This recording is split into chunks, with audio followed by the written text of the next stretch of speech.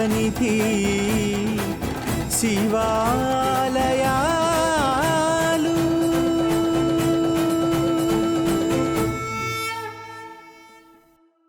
ఓం అరుణాచలేశ్వరాయ నమః. ఓం నమో భగవతే శ్రీరమణాయ. ఓం సుందరేశాయ నమః. శ్రీ శివనిధి శివాలయాల కార్యక్రమంలో ఈరోజు దర్శించుకునే అతి పవిత్రమైన క్షేత్రం తిరుకలయనల్లూరు క్షేత్రం. ఈ క్షేత్రంలో ఈశ్వరుడు అమృత కలశనాథుడిగా, అమ్మ పార్వతీదేవి అమృతవల్లిగా కొలువు తీరి భక్తులను అనుగ్రహిస్తున్నారు. ఈ క్షేత్రానికి తిరుకలయనల్లూర్ అనే పేరు ఎలా వచ్చిందంటే, ప్రళయకాలంలో విశ్వం అంతమయ్యే సమయం ఆసన్నమైనప్పుడు వేదామృతాన్ని పునర్సృష్టికై కావలసిన జీవకణాల సంరక్షణకై సృష్టికర్త బ్రహ్మదేవుడు ఆ జీవకణాలను ఒక కలశంలో భద్రపరిచి ఆ కలశాన్ని మేరు పర్వత శిఖరాగ్రాన భద్రంగా ఉంచారు. ప్రళయం ఆసన్నమై ఆ ప్రళయ జలాల్లో పర్వత శిఖరాగ్రాన భద్రపరిచిన కలశం దక్షిణ దిశగా కొట్టుకుని ఈ ప్రాంతానికి వచ్చింది. దేవతలందరి కోరిక మేరకు పరమేశ్వరుడు వేటగాడు రూపంలో వచ్చి శివధనుస్సుతో బాణం వేసి ఆ కలశాన్ని బద్దలుగొట్టగా ఆ కలశం 3 ముక్కలై దాని మధ్య భాగం ఈ ప్రదేశంలో పడినందువలన ఈ క్షేత్రానికి తిరుకలయనల్లూర్ అనే పేరు వచ్చింది. దీనినే కలశనల్లూర్ అని కూడా అంటారు. తమిళ భాషలో కలయ అంటే కలశం అని అర్థం. ఈ క్షేత్రంలో పార్వతీదేవి ఈశ్వరుని కొరకు పంచమహాగ్ని మధ్యలో తపస్సు ఆచరించింది. ఈశ్వరుడు అమ్మవారి తపస్సుకు మెచ్చి ఈ క్షేత్రంలోనే ఆమెను కళ్యాణమాడారు. దీనికి గుర్తుగా అమ్మవారి ఆలయం దక్షిణాభిముఖంగా ఉండి అమ్మవారు మాత్రం ఈశ్వరుడు వైపు తిరిగి ఉంటారు. పరమేశ్వరుడు అమ్మవారి తపస్సుకు మెచ్చి ఆమెను కళ్యాణమాడిన శిల్పాలను ఈ ఆలయంలో ఇప్పటికీ భక్తులు దర్శించుకోవచ్చు.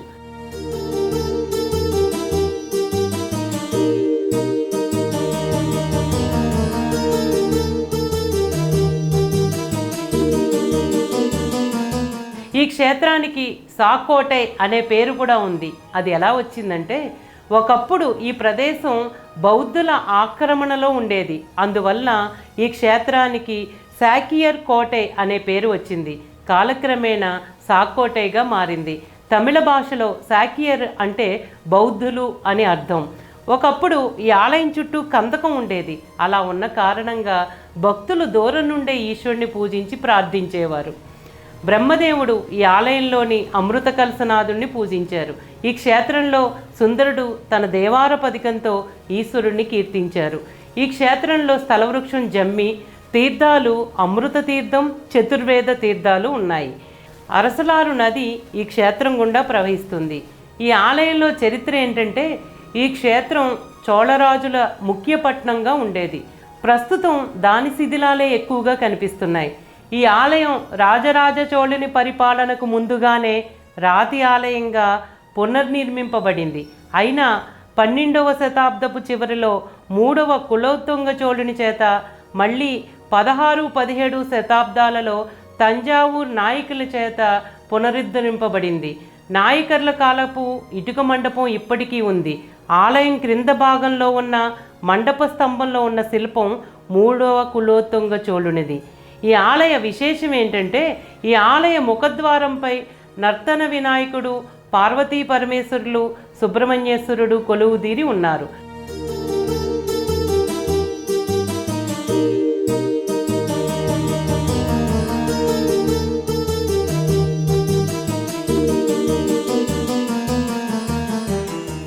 ప్రాకారంలోకి ప్రవేశించగానే బలిపీఠం, నందిని దర్శించుకోవచ్చు. 2వ ప్రాకారపు గోపురం 3 అంతస్తులతో విరాజిల్లుతుంది.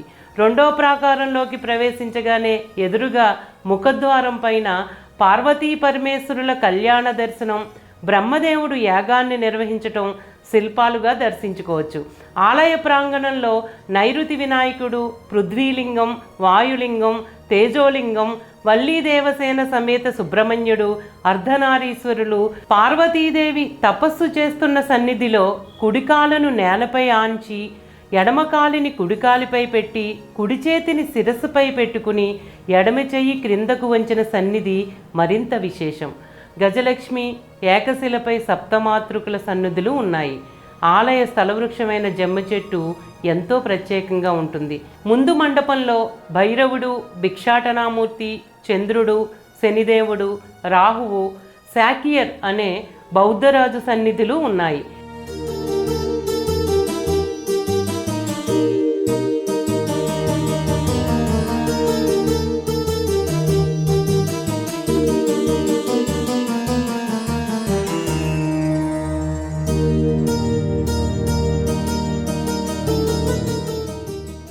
పరమేశ్వరుడి కోసం పంచాగ్నుల మధ్య తపస్సు ఆచరించి ఈశ్వరుని కళ్యాణం చేసుకుంది.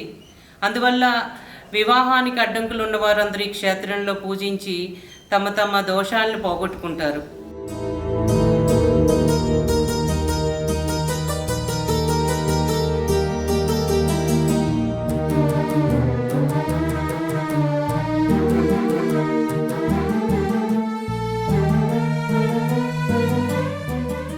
గర్భాలయం చుట్టూ దక్షిణామూర్తి సూర్యప్రభలా వెలుగొందే కేశ సంపదతో, చిన్ముద్రతో, రుద్రాక్షమాలతో, అగ్నితో, తాళపత్రాలతో విశేషంగా ఉండటం ప్రత్యేకమైన ఆకర్షణ.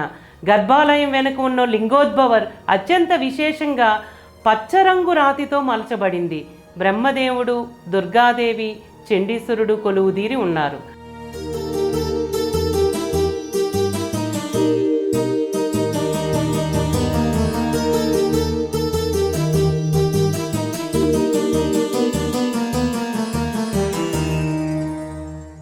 మండపంలోకి ప్రవేశించగానే అమ్మవారి ఆలయం దక్షిణముఖంగా ఉండి అమ్మవారు మాత్రం ఈశ్వరుని వైపు తిరిగి ఎంతో సౌందర్యంగా దర్శనమిస్తుంది.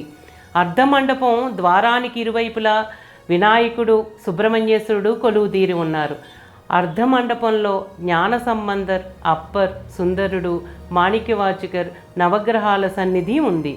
గర్భాలయంలో చతురస్రాకారపు పానపట్టంపై అమృత కలసనాథుడు కొలువుదీరి భక్తులను అనుగ్రహిస్తున్నారు. అప్పట్లో ఆలయం చుట్టూ కందకం ఉండేది అని అనడానికి సాక్ష్యంగా ఇప్పటికీ ఆలయం చుట్టూ చిన్న కందకం ఉండటం ఎంతో విశేషం.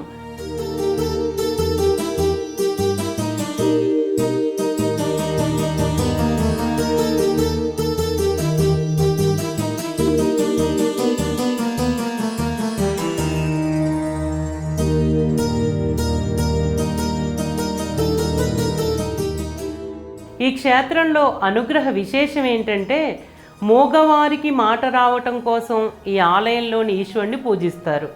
70 ఏళ్ళు వయసు వచ్చిన వారు దీర్ఘాయువు కొరకు భీమరథ శాంతి హోమాన్ని నిర్వహిస్తారు.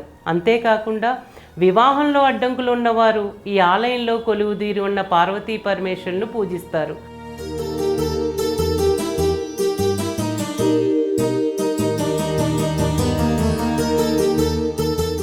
70 సంవత్సరాల వయసు గల వారికి భీమరథ శాంతి అనే హోమాన్ని నిర్వహిస్తారు. ఈ క్షేత్రంలో ఇది ప్రత్యేకమైన విశేషమైంది.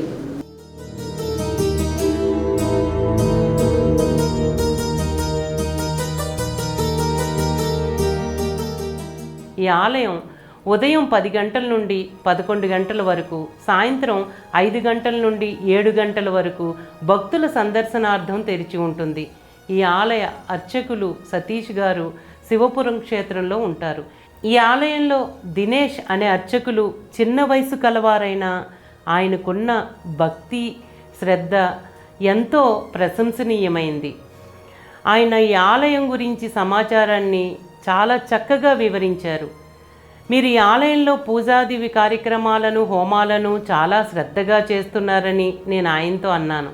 అప్పుడు ఆయన నాతో ఇలా అన్నారు: పరమేశ్వరుడు అన్ని జన్మలను వారి వారి కర్మలను బట్టి ఇస్తారు, కానీ అర్చకత్వం చెయ్యాలి అంటే ఈశ్వరుడు 10 సార్లు ఆలోచించి ఆత్మని ఈ దేహంలో పెడతారు అని ఆయన గురువుగారు చెప్పారని చెప్పారు. దానికి నేను ఈశ్వరునికి ఎంతటి కృతజ్ఞతతో ఉండాలి అని అన్నారు. అప్పుడు నాకు హృదయం ఆనందంతో పొంగిపోయింది.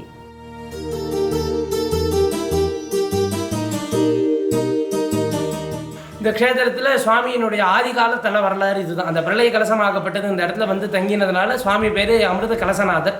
அம்பாளினுடைய நாமோதயம் அமிர்தவள்ளி அப்படிங்கிறது. இந்த க்ஷேத்திரத்தில் ஒரு சிவாலயம்னு எடுத்துட்டோம்னாலே மூர்த்தி தலம் தீர்த்தம் அப்படின்னு 3 இதுலேயும் சிறப்பு உள்ள க்ஷேத்திரமாக இருக்கும்.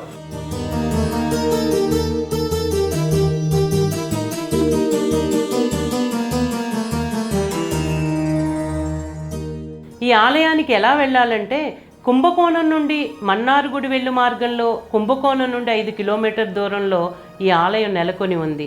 ఈ ఆలయానికి సమీపంలో దేవారపదికం పొందిన శివపుర క్షేత్రం నెలకొని ఉంది. ఈ ఆలయంలో కొలువుదీరి ఉన్న అమృత కలశనాథుడు అమ్మ అమృతవల్లి అనుగ్రహం మనందరిపై ఉండాలని కోరుకుంటూ ఓం నమో భగవతే శ్రీరమణాయ, ఓం అరుణాచలేశ్వరాయ నమః, ఓం సుందరేశాయ నమః.